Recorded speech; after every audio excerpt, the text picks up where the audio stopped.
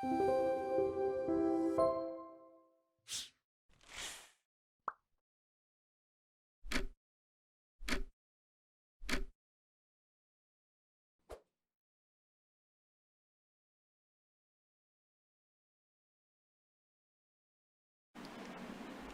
dia, boa tarde, boa noite, dependendo do horário que você está me assistindo. Espero que estejam todos bem. E vamos lá começar a penúltima parte da nossa aula sobre direitos difusos e coletivos. No último bloco, na última parte da nossa aula, nós falamos sobre a coisa julgada. Nós falamos sobre os limites objetivos, subjetivos e sobre o modo de produção da coisa julgada coletiva. Nos últimos 2 blocos desse curso, nós vamos falar sobre os efeitos, os impactos da tutela coletiva sobre a esfera individual. E essa discussão ela é de extrema relevância, porque muitos de nós vamos atuar como membro, não vamos trabalhar em associação, mas muitos de nós podemos ser ou impactados por ações coletivas como essa, ou até mesmo, muitos de nós podemos atuar como advogados de grupos ou até mesmo de indivíduos, em hipóteses que um legitimado coletivo já ajuizou uma ação coletiva. E aí, o que fazer? Vale a pena entrar com uma ação, com uma nova ação individual? Vale a pena aguardar a ação coletiva? Nós já vimos que, em tese, no caso dos direitos individuais homogêneos, que são aqueles que podem ser tutelados tanto individualmente quanto coletivamente, as decisões nas ações coletivas, elas, em regras, não podem prejudicar o particular, salvo se ele tiver participado do processo coletivo. Mas vamos falar de outros fenômenos hoje que estão relacionados com os impactos da tutela coletiva de direitos no âmbito individual, sem necessariamente estarem relacionados com a coisa julgada, como falamos. Vamos lá. O primeiro deles vai ser a questão da litispendência e também a questão do conflito de coisas julgadas. E para isso nós vamos começar e nós vamos voltar para um caso concreto, que vocês já estão até familiarizados, que é o caso lá da mineradora Serra Bonita, lá na cidade de Moeda. Em decorrência do referido rompimento da barragem, que vocês já estão familiarizados, mais de 100 trabalhadores, empregados da mineradora e terceirizados faleceram nesse rompimento, da barragem. E a partir disso, no próprio mês de fevereiro, o Ministério Público do Trabalho ajuizou uma ação coletiva em face da mineradora Serra Bonita. Então, o Ministério Público já ajuizou logo de cara.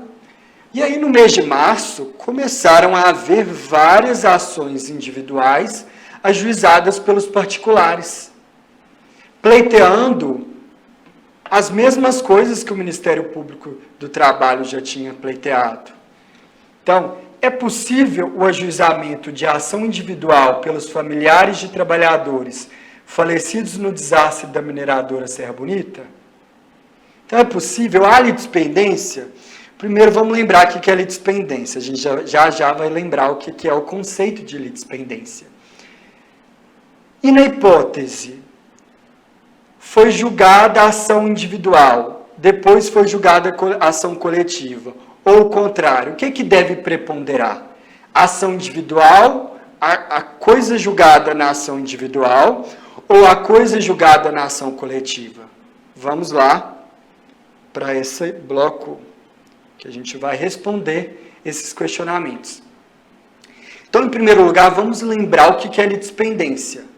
A litispendência, de acordo com o Código de Processo Civil, ela está ligada a uma identidade de partes, vou colocar aqui, partes, a uma identidade do pedido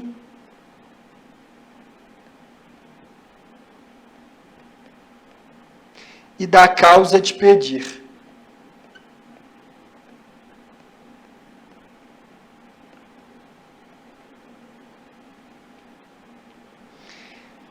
No âmbito do processo individual, qual que é a consequência imediata da litispendência? Quando você tem duas ações e ainda não houve uma decisão em nenhuma delas, que são idênticas, que têm as mesmas condições da ação, mesmas partes, mesma causa de pedir e mesmos pedidos, o que ocorre, na verdade, é uma extinção da segunda ação. Mas será que essa lógica ela vai se aplicar aqui no microsistema de tutela de direitos coletivos?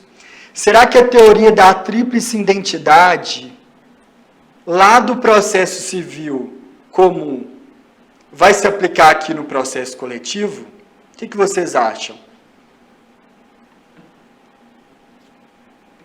A aplicação no processo coletivo? Então vamos ver o que o CDC fala sobre isso. Errei. Então vamos ver o que o CDC fala sobre isso.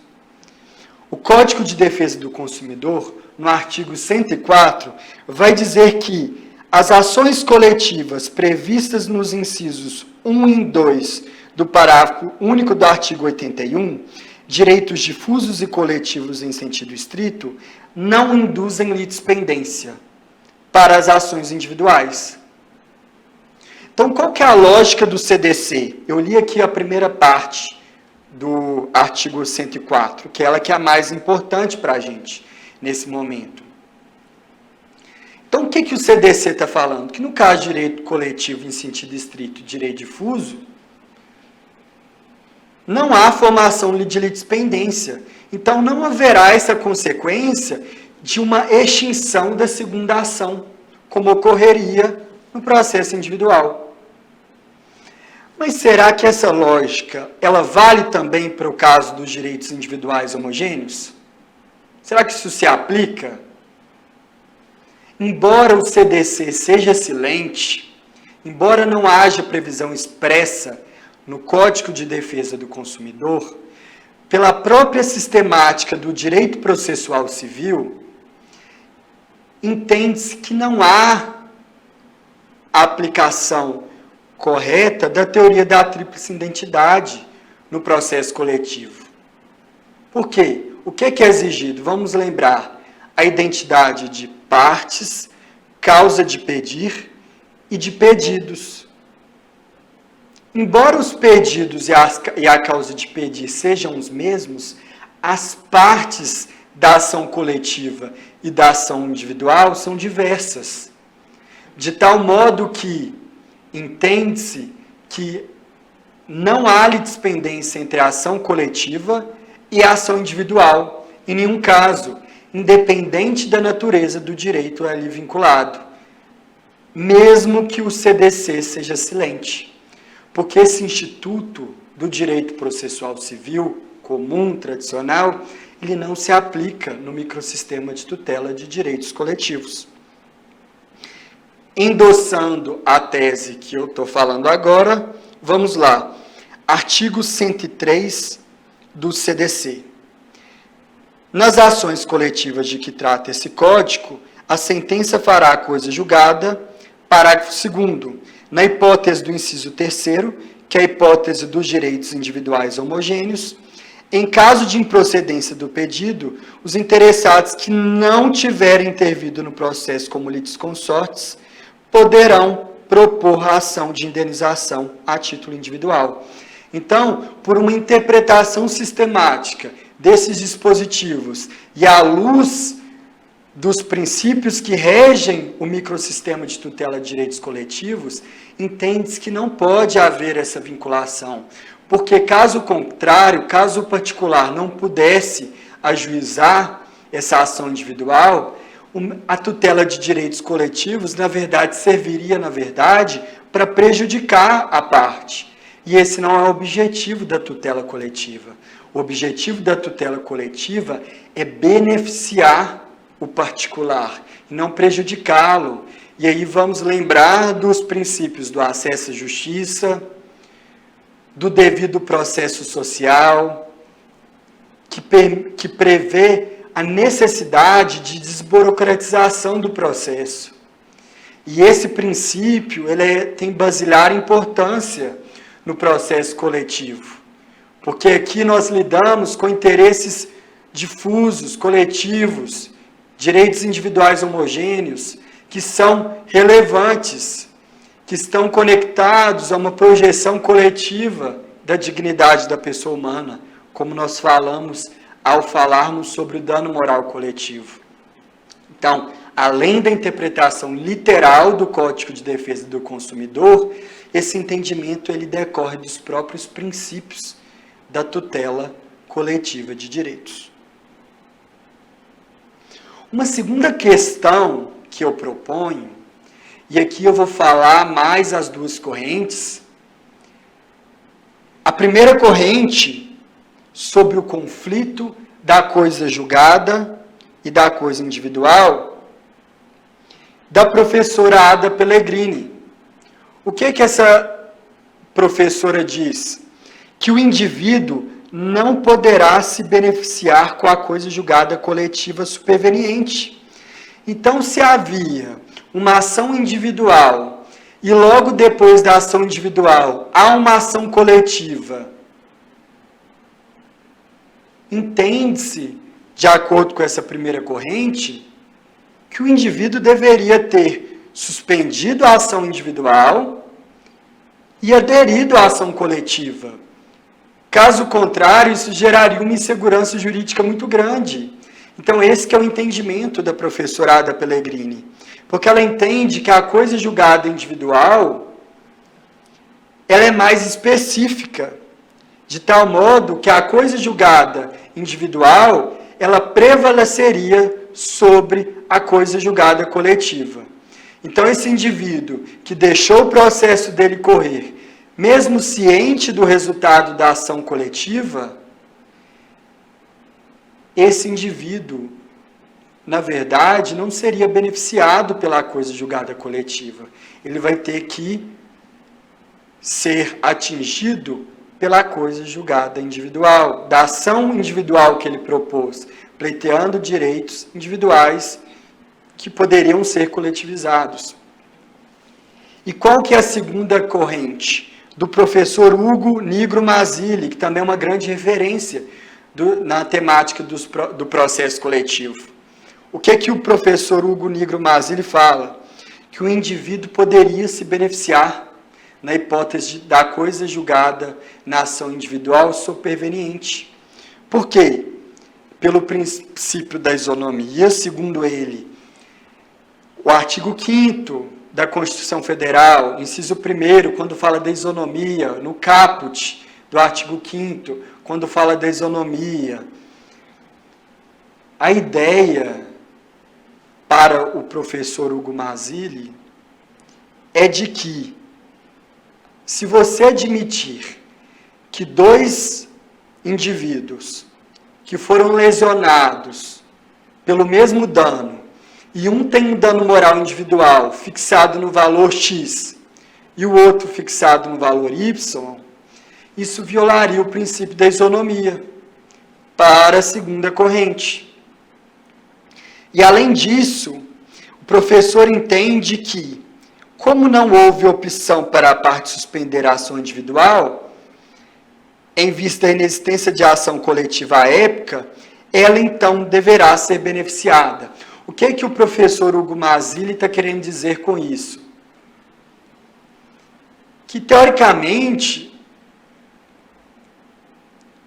o que acontece? De acordo com o artigo 94 do CDC, o particular vai ser notificado por edital sobre a ocorrência da ação coletiva. Mas será que essa notificação ela é de fato efetiva? Será que essa notificação por edital, que ela é uma notificação que nós falamos no processo civil como uma notificação ficta, será que ela pode ser utilizada para prejudicar o particular? Será que, de fato, quando há uma notificação por edital, essa notificação que é prevista no ordenamento jurídico brasileiro, ela é válida para esse indivíduo ficar sabendo? Então, assim, eu entendo, e agora é o meu posicionamento, que é possível a gente encontrar uma corrente intermediária entre essas duas teses. Se, de fato, ficar constatado no processo que o particular, no processo individual, foi de fato cientificado da decisão coletiva, aí sim, entendo que se ele opta por persistir com a ação individual, ele não poderia ser beneficiado pela coisa julgada na ação coletiva.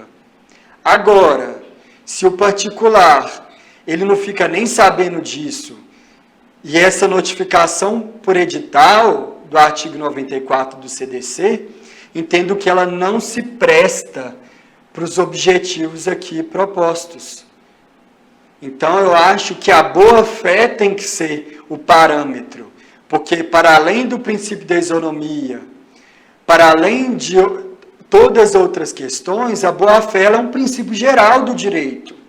E a boa-fé que tem que ser válida, que tem que ser aplicada nesse caso. Então, eu acho que é possível aí uma tese intermediária. E aí, então, voltando para o caso fictício, o caso lá da Serra da Moeda, o caso do rompimento da barragem, administrada pela empresa, pela mineradora Serra Bonita. Vamos aos questionamentos do início dessa aula. É possível o ajuizamento de ação individual pelos familiares de trabalhadores falecidos no desastre da mineradora Serra Bonita?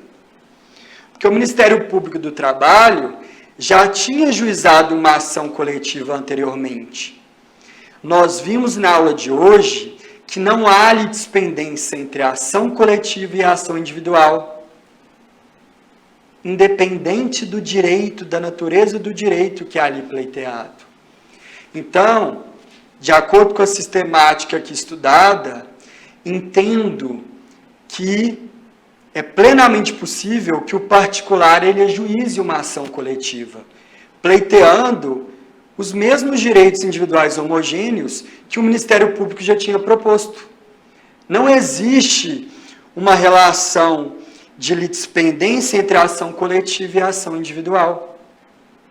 Então, é plenamente possível e isso existe já um posicionamento mais bem consolidado sobre isso.